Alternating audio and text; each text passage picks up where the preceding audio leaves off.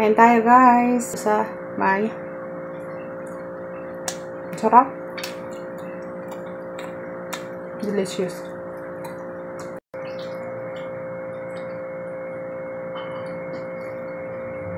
Sarap.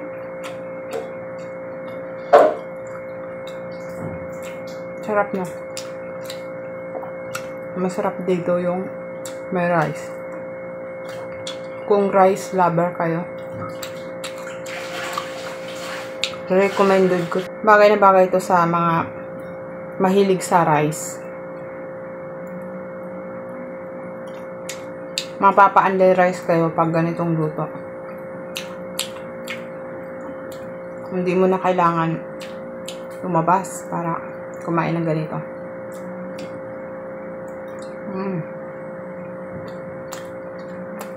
Perfect siya.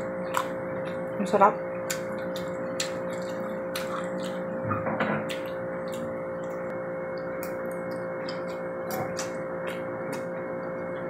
Ang sarap. Subukan nyo itong recipe na to guys. Ang sarap niya. Magugustuhan ng mga anak nyo at saka pamilya nyo. Bye guys. Thank you for watching. Bye.